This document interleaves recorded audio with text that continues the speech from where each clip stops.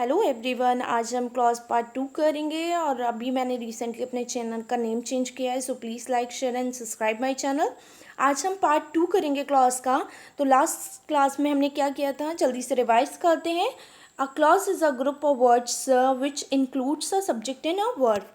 एक ग्रुप होता है वर्ड्स का जिसमें एक सब्जेक्ट होता है और एक वर्ब होता है। ऐसा तो सेंटेंस में भी था, बट सेंटेंस का मीनिंग हमेशा कंप्लीट होता है, but in the case of clause it is not necessary that a meanings always the complete और इनकम्प्लीट। इसमें जो आपका मीनिंग है वो कंप्लीट भी हो सकता है और इनकम्प्लीट भी। Okay, now types of clauses, independent clause and dependent clause. ये कितने तरह की थी, independent and dependent.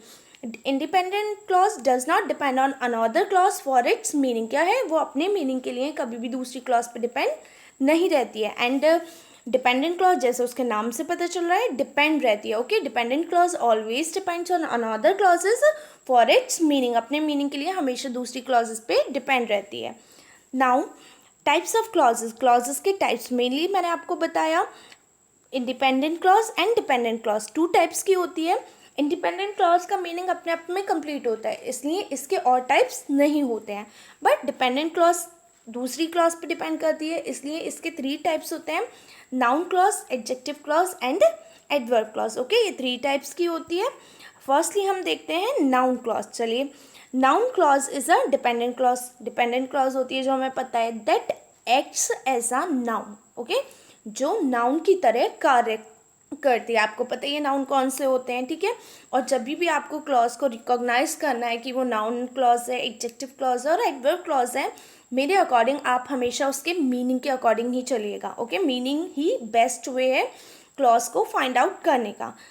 Examples, I believe that I will pass the test. I believe that, मुझे विश्वास है कि मैं टेस्ट पास कर लूँगी और कर लूँगा। ओके, तो मीनिंग में क्या हो रहा है, किसकी तरह वर्क कर रहा है, ये नाउन की तरह। So this is a noun clause. Second, what he sad was true. What he sad, this is also acts like noun, ये भी नाउन की तरह वर्क कर रहा है, तो this is also a noun clause.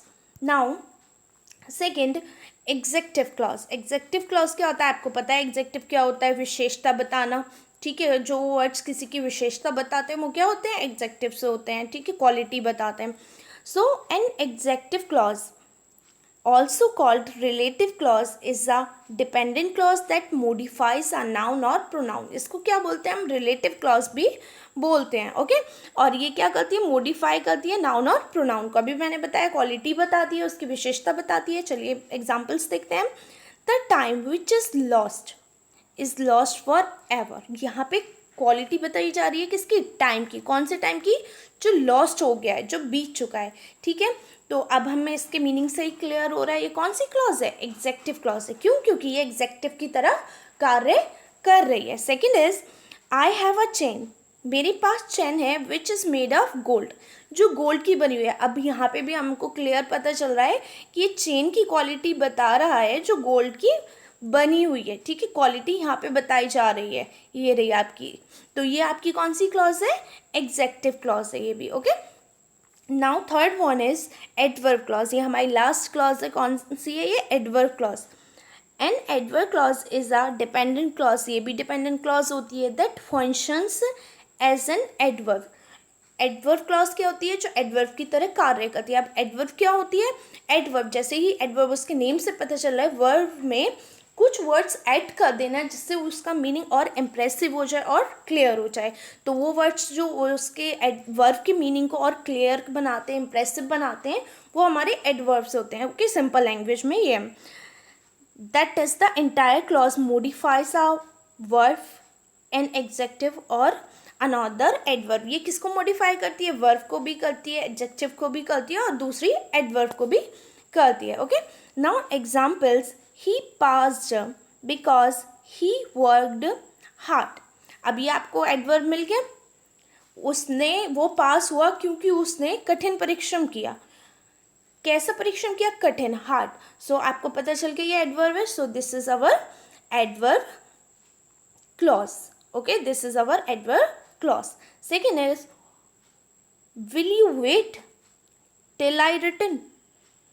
will you wait, क्या तुम इंतज़ार करोगे अब एक्स्ट्रा क्या ऐड किया गया इसमें, टिल आई रिटन, तो ये क्या हो गई आपकी, ये भी आपकी एडवर्ब क्लॉज हो गई है। Okay, now I have find out some keywords, मैंने कुछ कीवर्ड्स फाइंड आउट किए हैं जिससे आप उनको देख के ही पता कर सकते हैं कि ये नाउन क्लॉज है, एडजेक्टिव क्लॉज है और एडवर्ब क्लॉज है, ठीक है। बट कुछ वर्ड सेम भी होते हैं, इसलिए मैं यही कह रही हूँ, आप मीनिंग के अकॉर्डिंग ही फाइंड आउट करिएगा कि ये नाउन क्लॉज है, एडजेक्टिव क्लॉज है या एडवर्ब क्लॉज है। Okay, so words for the noun clause, noun clause के लिए कौन से वर्ड्स हैं, how, what, that, what, whatever, when, where, whether, which, whichever, who, whoever, whom, whomever and why. These are words for the noun clause. Okay, now adjective clause, adjective clause में कौन से words आते हैं, that, when, where, who, whom, whose, which and why. अब इसमें आपको काफ़ी सारे वर्ड्स ऐसे सिमिलर मिल रहे हैं जो नाउन क्लॉज में है, इसलिए मैं बार बार बोल रही हूँ, आप मीनिंग के अकॉर्डिंग फाइंड आउट करिएगा clause.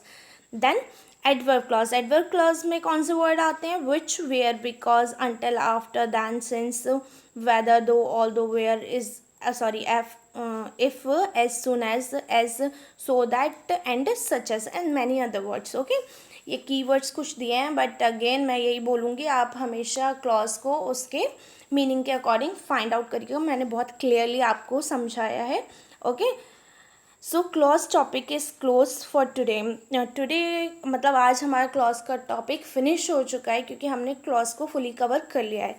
Okay, so please like and subscribe my channel and give your support. Thank you so much.